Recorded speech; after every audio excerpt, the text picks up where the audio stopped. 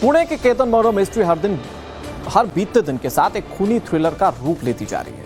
जितनी तेजी से इस हत्याकांड की साजिशें की परतें खुलती जा रही हैं, उतनी ही तेजी से सवालों की फहरिस्त लंबी होती जा रही है। डिजिटल सबूतों तक पहुंच चुकी। कथित स्नैपचैट्स, डिलीटेड डेटा, कोडवर्ड्स, तीसरे शख्स की चर्चा और जांच में सामने आए नए दावों ने कई सारे सवाल खड़े कर दिए। क्या सीरियल देखकर केतन की हत्या का खूनी ब्लूप्रिंट तैयार किया गया था? क्या मर्डर प्लान से जुड़ा कोई तीसरा किरदार अब पर्दे के पीछे है? और पुलिस किन बिखरे सुरागों को जोड़कर इस मर्डर मिस्ट्री का सबसे बड़ा राज खोलने की कोशिश कर रही है? आपको सब समझाते हैं हमारी इस रिपोर्ट में।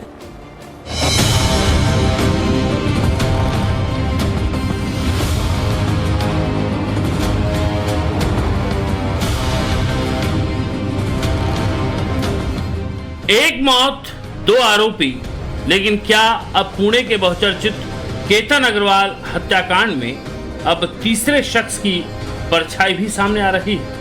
क्या केतन के प्री प्लान मर्डर की जांच अब सिर्फ सिया और चेतन तक ही सीमित नहीं दिख रही? क्या सिया और चेतन ने केतन के मर्डर की प्लानिंग किसी और से शेयर की थी? ये सवाल इसीलिए उठ रहे हैं क्योंकि जांच के दौरान ऐसे इनपुट सामने आए हैं जिन्होंने पुलिस को हर एंगल से पड़ताल करने पर मजबूर कर दिया है। अभी जो एक्यूज्ड और विक्टिम से रिलेटेड जो भी उनका फ्रेंड सर्कल था, रिलेटिव थे, उनके पास इंक्वायरी की जा रही है। That's what I would say for now. फिलहाल केतन हत्याकांड में अब जांच का दायरा डिजिटल फुटप्रिंट्स तक पहुंच चुका है। सिया गोयल का एक कथित स्नैपचैट का स्क्रीनशॉट वायरल हो रहा है, जिसमें सिया की एक दोस्त से की गई चैट वायरल हो रही है। सिया के इस कथित चैट में लिखा है, ये शादी नहीं होने वाली है। इस लाइन ने केतन हत्याकांड की जांच में नया मोड़ ला दिया है। हालांकि पुणे रूरल पुलिस इस चैट की जांच कर रही है। सूत्रों के मुताबिक 25 मई की चैट में सिया अपनी एक दोस्त से शादी की बुकिंग के लिए आधार कार्ड मांगती है, लेकिन इसके बाद लिखा गया एक मैसेज सबसे ज्यादा चर्चा में है। आधार कार्ड का फ्रंट बैक भेज दे, उस शादी की टिकट के लिए जो कभी नहीं होने वाली पर फिर भी भेज दे। केतन की मौत के करीब 3 हफ्ते पहले ही सिया गोयल की यही कथित चैट अब पुलिस के रडार पर है, क्योंकि ये चैट केतन की हत्या के आरोपी सिया की मंशा और साजिश की ओर इशारा कर रही है। लिहाजा जांच एजेंसियां ये पता लगाने में जुटी हैं कि क्या शादी की तैयारियों के बीच ही सिया ने केतन का मर्डर कर रिश्ते का अंत करने का मूड बना लिया था। क्या शादी की शहनाइयों के बीच सिया केतन के मर्डर प्लान की स्क्रिप्ट लिख रही थी? स्नैपचैट पर सिया की ये कथित ना सिर्फ साजिश के पहले की तैयारी को दिखाता है, बल्कि सिया की कोल्ड और कैलकुलेटेड माइंडसेट को भी उजागर करता है। लिहाजा इस मर्डर मिस्ट्री का सबसे बड़ा डिजिटल सुराग स्नैपचैट की ये चैट बनती दिख रही है। हालांकि पुलिस इस चैट को डिजिटल फॉरेंसिक से वेरीफाई कर रही है। जांच एजेंसियां सिया के स्नैपचैट अकाउंट्स, चैट्स और उससे जुड़े डिजिटल ट्रेल की बारीकी से पड़ताल कर रही है।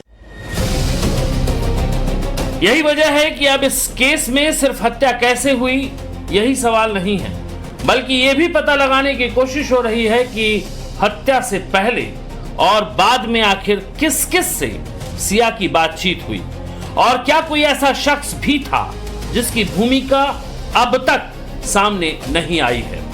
लिहाजा सवाल ये भी उठ रहे हैं कि क्या स्नैपचैट का स्क्रीनशॉट इस मर्डर मिस्ट्री का सबसे बड़ा राज खोलने वाला है? क्या चैट और डिजिटल ट्रेल किसी तीसरे किरदार तक पहुंचने का रास्ता बन सकते हैं? केतन अग्रवाल मर्डर मिस्ट्री से जुड़े ऐसे तमाम सवालों को सुलझाने के लिए पुलिस ने शुक्रवार को सिया के घर से एक और मोबाइल जब्त किया, जिसे छिपा कर रखा गया था। उस मोबाइल को जांच के लिए फॉरेंसिक साइंस लेबोरेटरी भेजा गया है। फिलहाल पुलिस जांच में सिया और केतन के बीच कोडवर्ड्स वाली चैट, डिलीटेड हिस्ट्री, सब कुछ एक एक करके सामने आ रही है। पुलिस ने आरोपियों के मोबाइल से डिलीट किया गया बड़ा डेटा रिकवर कर लिया है। सिया और चेतन ने हत्या की साजिश रचते समय बातचीत के लिए कोडवर्ड का इस्तेमाल किया था। दोनों की चैट में कोड वाली भाषा है जिसमें निकनेम और इमोजी शामिल है, जिनका मतलब सिर्फ आरोपी ही बता सकते हैं। उनके द्वारा इस्तेमाल की गई सांकेतिक भाषा को डिकोड करने के लिए विशेषज्ञों की मदद ली जा रही है। देखिए, डिजिटल जो डेटा रहता है किसी के पास भी, उसमें बहुत बार इनफॉर्मल लैंग्वेज का यूज़ किया जाता है और अलग अलग जो निक नेम्स और चीज़ों से एड्रेस किया जाता है। उसके बिना बहुत सारे विदाउट कंटेस्ट, जिसका कॉन्टेक्स्ट आपको क्लियर नहीं होता है, वो कुछ फ्रेजेस आपको मिलते हैं। तो इस यहाँ पे जो आप कोड बोल रहे हैं, इसका मीनिंग वो है और उस दिशा से हम तपास करते हैं, क्योंकि डॉट्स कनेक्ट करना इन्वेस्टिगेशन में जरूरी रहता है। सूत्रों के मुताबिक स्नैपचैट, डिजिटल ट्रेल और घटना स्थल से जुड़े कुछ पहलुओं ने जांच का दायरा बढ़ा दिया है। लेकिन इस मर्डर मिस्ट्री की एक और दर्दनाक तस्वीर केतन के परिवार से सामने आई, जब पोते केतन की मौत का सदमा दादा सहन नहीं कर पाए और आखिरकार जिंदगी की जंग हार गए। 17 दिन में दूसरी मौत हो गई है और केतन की मौत का बहुत बड़ा सीरियस इम्पैक्ट उनके दिमाग पर, शरीर पर, मन पर हुआ। जब से ये खबर सुनी तब से वो बहुत बेचैन थे और उस बेचैनी में उनकी हालत दिन ब दिन खराब होती जा रही है। उनको एक ही दुख था, भाई मेरा पोता इतना अच्छा पढ़ा लिखा, सुशील, सुंदर होने के बावजूद इस प्रकार की मौत उसके आई, उसको बहुत दुख था और इसलिए वो बहुत व्याकुल हो गए थे। एक और केतन अग्रवाल हत्याकांड से सदमे में डूबे अग्रवाल परिवार पर एक और दुख आ गया है, तो दूसरी ओर इस हत्याकांड के आरोपियों में से एक चेतन के वकील ने अब पूरी गिरफ्तारी पर ही सवाल खड़े कर दिए हैं। चेतन चौधरी के वकील का दावा है कि चेतन को आधी रात घर से उठा लिया गया था, जबकि गिरफ्तारी का समय पुलिस रिकॉर्ड में अलग दर्ज है। इसी आधार पर अदालत में गिरफ्तारी को गैरकानूनी घोषित करने की अर्जी भी दाखिल कर दी गई है। See, we had filed an application yesterday seeking declaration that Chetan's arrest in the present matter was illegal.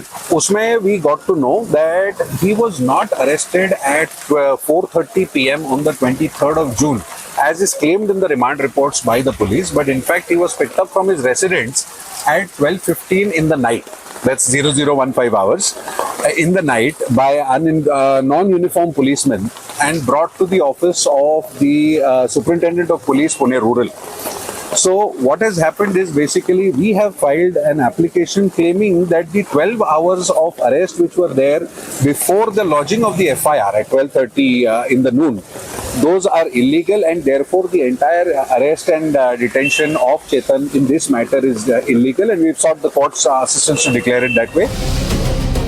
चेतन के वकील ने गिरफ्तारी की पूरी प्रक्रिया पर सवाल उठाकर कानूनी लड़ाई को नया मोड़ दे दिया है। ऐसे में अब जांच सिर्फ सबूतों की नहीं बल्कि पुलिस की कार्रवाई भी कसौटी पर है।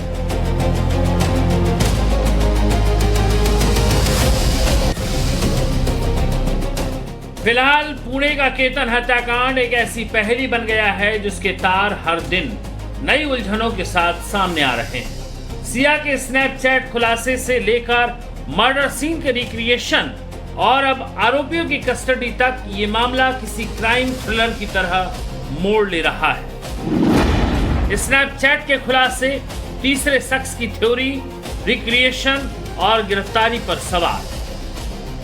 केतन मर्डर केस में सवाल लगातार बढ़ रहे हैं, लेकिन सबसे बड़ा सवाल अब भी वही है कि क्या पूरी साजिश में सिर्फ 2 लोग शामिल थे या फिर इस कहानी का कोई तीसरा किरदार अभी भी पर्दे के पीछे छिपा हुआ है। हालांकि पुलिस ने अभी तक किसी तीसरे आरोपी की पुष्टि नहीं की है, लेकिन मीडिया रिपोर्ट्स में दावा किया जा रहा है कि पुणे रूरल पुलिस के रडार पर बीट का रहने वाला एक युवक भी है जो चेतन का दोस्त है और पुणे के बालेवाड़ी क्षेत्र में नौकरी करता है। बताया जा रहा है कि चेतन ने केतन को मारने का प्लान अपने इस दोस्त से शेयर किया था और हत्याकांड के दिन 18 जून को उसे भी अपने साथ ले जाना चाहता था, लेकिन युवक ने न सिर्फ जाने से इनकार किया बल्कि चेतन को भी ऐसा कोई कदम न उठाने की सख्त हिदायत भी दी थी, लेकिन चेतन नहीं माना। पुलिस सूत्रों के मुताबिक केतन को लोहगढ़ किले से धकेलने के बाद भी चेतन सीधे उसी युवक के पास गया था। पुणे पुलिस उस युवक से लगातार पूछताछ कर रही है। इस हत्याकांड में एक और चौंकाने वाला खुलासा हुआ है। पुलिस सूत्रों के हवाले से जांच में पता चला है कि मुख्य आरोपी चेतन चौधरी और सिया ने वारदात से पहले टीवी सीरियल क्राइम पेट्रोल के कई एपिसोड देखकर समझने की कोशिश की कि हत्या के बाद पुलिस और जांच एजेंसियों को कैसे चकमा दिया जा सकता है। हैरान कर देने वाले खुलासे में पुलिस सूत्रों के मुताबिक केतन के हत्यारों सिया और चेतन ने गुनाह का पाठ टीवी सीरियल क्राइम पेट्रोल से पढ़ा था। सूत्रों के मुताबिक वारदात को अंजाम देने से पहले इन दोनों ने कई सारे सीरियल्स के एपिसोड देखे थे ताकि वो समझ सके कि सबूत कैसे मिटाए जाते हैं और पुलिस की जांच को गुमराह कर कैसे बचा जाता है। यानी इन दोनों ने टीवी सीरियल देखकर जुर्म का ब्लूप्रिंट तैयार किया था। अब पुलिस इसी डिजिटल और इलेक्ट्रॉनिक ट्रेल को जोड़कर ये पता लगाने में जुटी है कि ये महज मनोरंजन था या कथित हत्या की तैयारी का हिस्सा। क्या अभी भी कोई ऐसा डिजिटल सच है जो अब तक पर्दे के पीछे है? पुलिस इन डिजिटल सबूतों को रिक्रिएशन के दौरान मिले बयानों से भी मिला रही है। पुणे के लुल्ला नगर की जिन पहाड़ी पर सिया और चेतन ने केतन अग्रवाल को गिराने की रिहर्सल की थी, पुलिस रिहर्सल वाली जगह का पंचनामा बना चुकी है। पुलिस सिया और चेतन को बारी बारी लोहगढ़ किले पर ले जाकर क्राइम सीन रिक्रिएशन भी कर चुकी है। अभी रिक्रिएशन हुआ है, उसके मेमोरेंडम पे हुआ है, इन्वेस्टिगेशन चालू है। What has been recorded there, it has been documentation.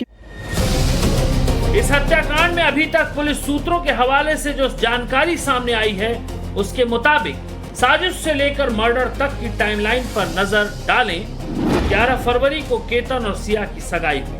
31 मई को लोहगढ़ किले की पहली विजिट के दौरान सिया ने इस जगह को मर्डर स्पॉट के रूप में इस्तेमाल करने का प्लान बनाया। 5 जून को सिया ने फिर लोहगढ़ जाने की बात की, लेकिन केतन किले तक नहीं गया। पुलिस का दावा है कि 14 जून को सिया ने केतन को खाई की ओर धक्का देने की कोशिश की, लेकिन वो झाड़ी या पेड़ का सहारा मिलने से बच गए। तब कथित तौर पर सिया ने सांप का बहाना बनाया था, लेकिन 18 जून को तीसरी कोशिश में सिया और चेतन चौधरी ने मिलकर केतन को लोहगढ़ किले से धक्का दिया, जिससे उसकी मौत हो गई। इसीलिए क्राइम सीन के रिक्रिएशन से पुलिस ये समझना चाहती थी कि आखिर घटना स्थल पर क्या क्या हुआ, किसने क्या किया और आरोपियों की कहानी सबूतों से मेल खाती है या नहीं। इन्वेस्टिगेशन इज ऑन, अभी तपास कर रहे हैं हम लोग। लेकिन ऊपर जो पुतला लेके गए थे वो कितने किलो का था और किस प्रकार से रिक्रिएशन किया गया? केतन के बॉडी के हिसाब से था। हाँ। उस वेट के हिसाब से हमने पुतला रखा था। बाकी उसने सीक्वेंस ऑफ इवेंट बताए हैं। हाँ। कि क्या क्या हुआ है, उस हिसाब से हमने मेमोरेंडम वगैरह किया। कितना घंटे तक ये रिक्रिएशन चला? 8 से लेके 11 बजे। पुलिस रिमांड के दौरान की गई पूछताछ में भी सिया और चेतन के बयानों में भारी विरोधाभास देखने को मिला था। लिहाजा पुलिस ने इस हत्याकांड का सच सामने लाने के लिए अदालत से पॉलीग्राफिक टेस्ट कराने की कानूनी परमिशन मांगी थी, लेकिन सिया गोयल और चेतन चौधरी ने पॉलीग्राफ टेस्ट कराने से इनकार कर दिया। क्या सिया को और चेतन को आमने सामने बिठाकर पूछताछ की गई है? क्योंकि ऐसी खबरें थी कि वो अपने बयान बदल रहे हैं और क्या पॉलीग्राफिक टेस्ट करने की जरूरत है हमें? देखिए अभी इन्वेस्टिगेशन चल रहा है। हम अक्यूज़ के पास हमारा जो भी स्टैंडर्ड प्रोसीजर है उस हिसाब से हम जो उनके पास इन्वेस्टिगेशन कर रहे हैं और जो भी चीज़ें जैसे जैसे सामने आती है उस हिसाब से हम हर एंगल से तपास कर रहे हैं। सर सिर्फ इतना जानना चाहते हैं कि क्या पॉलीग्राफी टेस्ट करने की बात जो सामने आ रही है उसके लिए हम तैयार हैं और तैयार हैं तो क्या रीज़न है? देखिए मैंने जैसे कहा कि अभी इन्वेस्टिगेशन चालू है तो हर एक चीज़ पे हम काम कर रहे हैं। अभी ये अभी बहुत जल्दी होगा। जो भी बात होगी तो हम सही टाइम पे माननीय न्यायालय के सामने कहेंगे। फिलहाल सिया गोयल और चेतन चौधरी दोनों 16 जुलाई तक जुडिशियल कस्टडी में जेल में हैं। लेकिन इससे पहले मीडिया के सामने सिया गोयल का आपत्तिजनक व्यवहार भी सुर्खियों में रहा और सोशल मीडिया पर खूब वायरल हुआ। हालांकि सिया गोयल के पिता प्रवीण गोयल ने अपनी बेटी का बचाव करते हुए एक अलग ही कहानी सुनाई। उनका दावा है कि पुलिस वेरिफिकेशन के दौरान सिया की उंगली गाड़ी के दरवाजे में दब गई।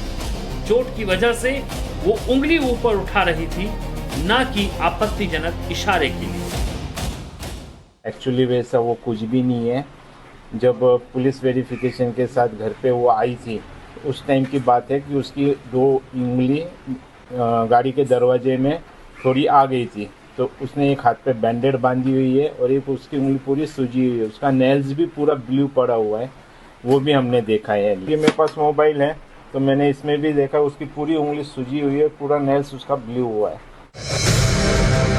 केतन अग्रवाल हत्याकांड एक ऐसी मिस्ट्री बन चुका है जिसकी हर परत के साथ नए सवाल खड़े हो रहे हैं। दूसरी ओर पुतले के साथ किया गया रिक्रिएशन हो या स्नैपचैट के डिजिटल सबूत, पुलिस हर उस कड़ी को जोड़ रही है जो कातिलों के गुनाह को बेनकाब कर सके। लेकिन जब तक चार्जशीट में पूरी कहानी सामने नहीं आती तब तक सबसे बड़ा सवाल यही रहेगा, क्या जांच एजेंसियां बिखरे हुए सुरागों को जोड़कर अदालत के सामने पूरी तस्वीर रख पाएगी? क्या पुलिस इस मर्डर मिस्ट्री की हर परत तक पहुंच चुकी है या फिर इस मर्डर मिस्ट्री का सबसे अहम राज अभी भी पर्दे के पीछे छिपा हुआ है? ब्यूरो रिपोर्ट, टाइम्स नाउ, नव भारत।